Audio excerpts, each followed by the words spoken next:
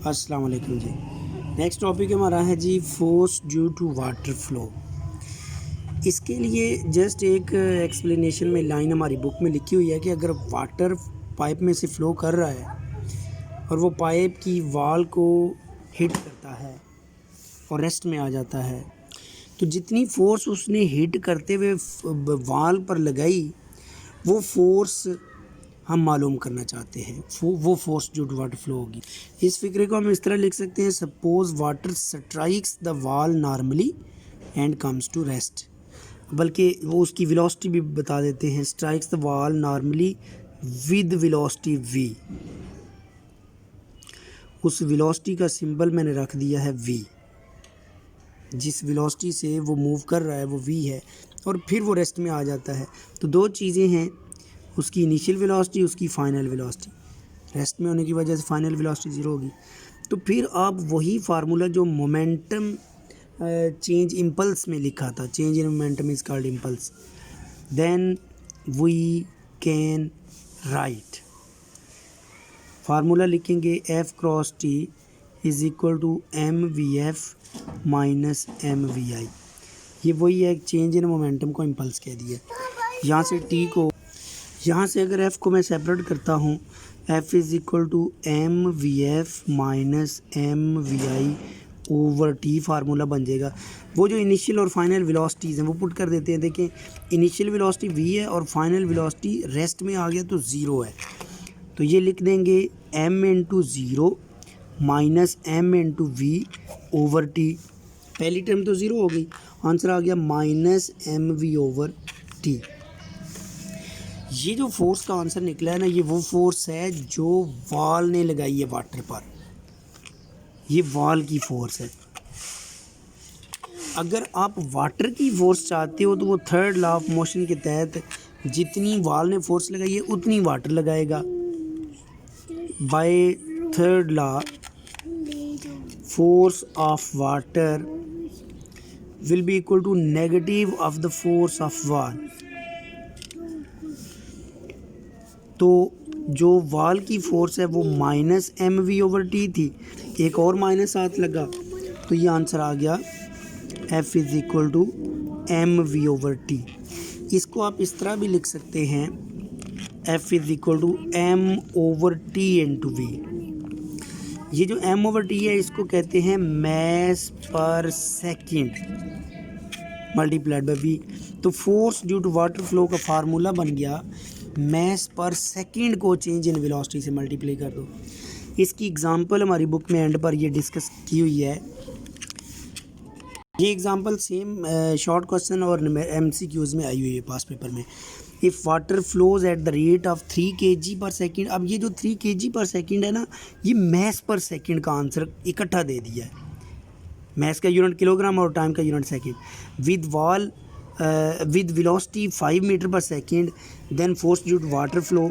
उसके लिए हमने यही लिखना था, मैस पर सेकेंड मल्टीप्लाइड बाय वेलोसिटी।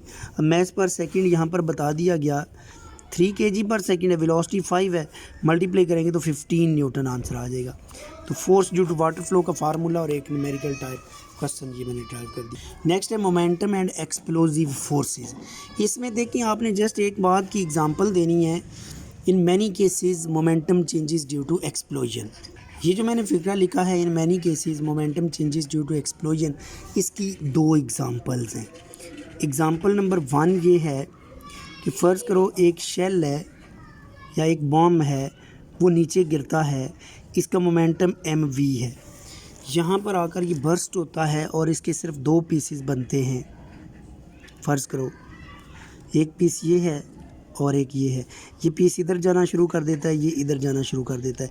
तो यहाँ पर जो इसका मोमेंटम होगा और इसका मोमेंटम होगा, वो दोनों सम करोगे तो वो ये इनिशियल मोमेंटम के इक्वल हो जाएगा। बस ये एग्जांपल देनी थी कि पीसीज के मोमेंटम तो अलग अलग हैं, लेकिन जो दोनों का सम ऑफ मोमेंटम है वो इनिशियल मोमेंटम के इक्वल है। इसको बुक में इस तरह लिखा हुआ है कि ये फ़र्ज़ करो इनिशियल मोमेंटम था जिसका नाम mv था। तो एक मोमेंटम यहाँ से इस तरफ आ गया, एक मोमेंटम यहाँ से इस तरफ आ गया। अगर आप इन दोनों मोमेंटम्स को ऐड करोगे तो दोबारा ये बनेगा। कैसे? देखो, अगर मैं इसको हेड टू टेल रूल के मुताबिक ये मोमेंटम फ़र्ज़ करो P1 है, ये P2 है, P1 और P2 को हेड टू टेल रूल से जोड़ेंगे ना, तो P1 के हेड से P2 की टेल जोड़ेंगे। इसको यहाँ से उठाकर इधर रखेंगे P2 को, तो ये सम आ जाएगा जो कि MV है ओरिजिनल। या फिर ये जो P2 है इसके हेड से P1 की टेल जोड़ दो इस तरफ, तो फिर भी ये यही सम बनेगा।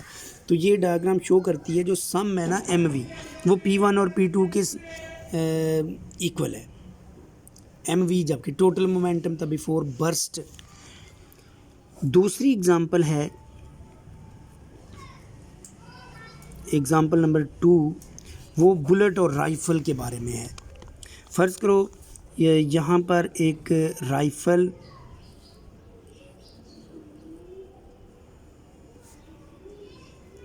और इसमें से एक बुलेट निकलती है, और ये राइफ़ल का मैस कैपिटल M, बुलेट का mess small m।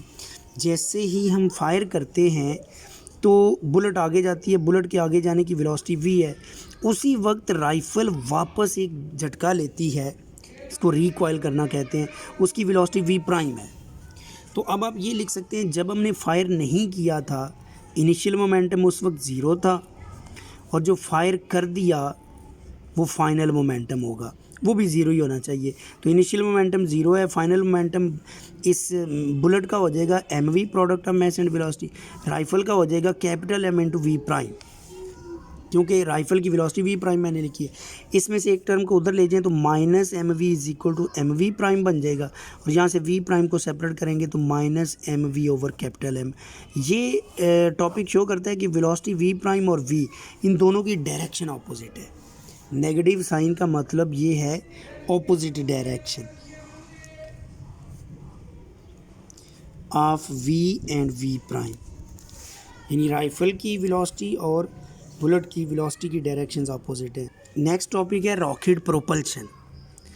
Rocket propulsion basically एक इसमें से इंफॉर्मेशन ही है। पहले इसका हम प्रिंसिपल लिखेंगे, रॉकेट के मूव होने का प्रिंसिपल क्या है।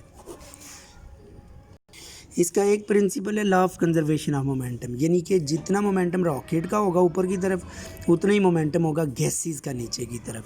यानी अगर मैं यहाँ पर एक छोटा सा रॉकेट बनाता हूँ तो यहाँ से इसकी गैसेस नीचे निकलती हैं, इनका नीचे वाला मोमेंटम और रॉकेट के ऊपर जाने का मोमेंटम आपस में इक्वल होंगे, डायरेक्शन में ऑपोजिट होंगे।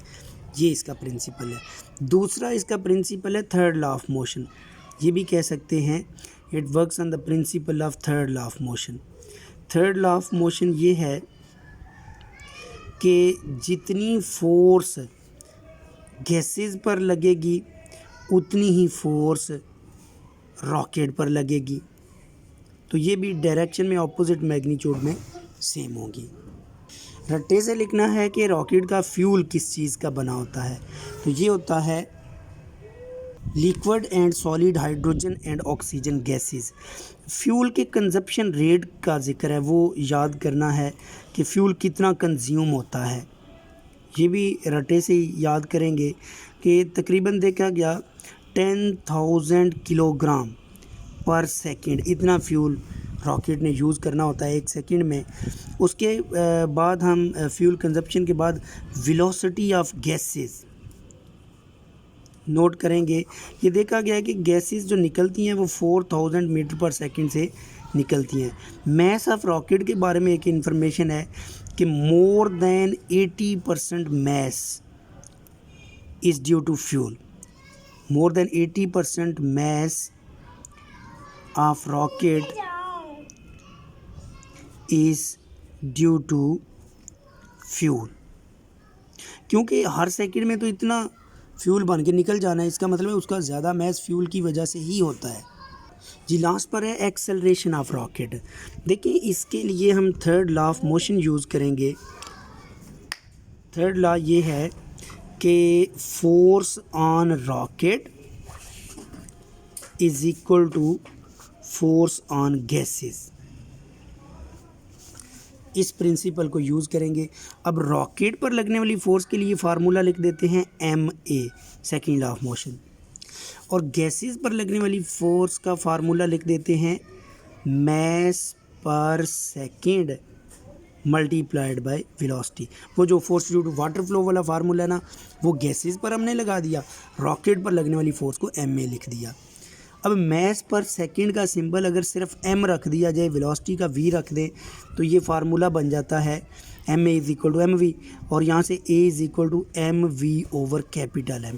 क्योंकि जैसे जैसे रॉकेट ने ऊपर जाना है तो हर सेकंड में ये जो टोटल मैस ऑफ रॉकेट है डिक्रीजेज 10,000 kg पर सेकेंड। एक सेकंड में ये 10,000 कम होना है। तो अगर ये मैस कम होगा तो एक्सेलरेशन इसका इन्वर्स है, so acceleration increases in upward motion.